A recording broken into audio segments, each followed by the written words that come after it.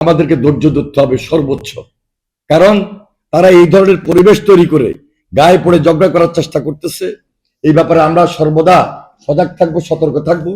আর বিশেষভাবে আমাদের, আবারও বলি যে জাতীয়ভাবে আমাদের কেন্দ্রীয় লেভেলে আমাদের নেতৃবৃন্দ সহকারে আমরা এই রিটার্নিং অফিসার এবং নির্বাচন কমিশনের আমরা এই ব্যাপারটি লিখিতভাবে জানাবো।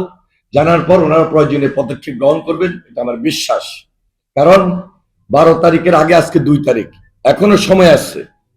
সারা বাংলাদেশে এইভাবে পাহারা দিয়ে বাইর করতে হবে কোথায় সিল, কোথায় ব্যালট, কারা করতেছে, কিভাবে করতেছে, এটা যোগসূত্র কি, এবং যোগসূত্র খুঁজলে একই জায়গা পাওয়া যাবে লক্ষ্মীপুরে যেভাবে পাওয়া গিয়েছে।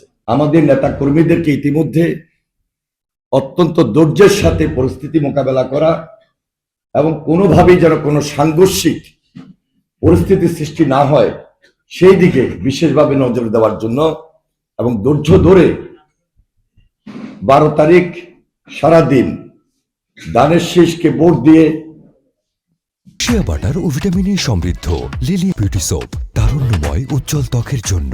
রিমার্ক, আমাদের এই নির্বাচন কিভাবে আমরা সফলতা অর্জন করতে পারি, নির্বাচনের রেজাল্ট আমরা আমাদের এলাকাবাসীকে উপহার দিতে পারি, সেই প্রতীক্ষায় এবং সেই ব্যাপারে আমরা সর্বদা সজাগ এবং সতর্ক রয়েছি।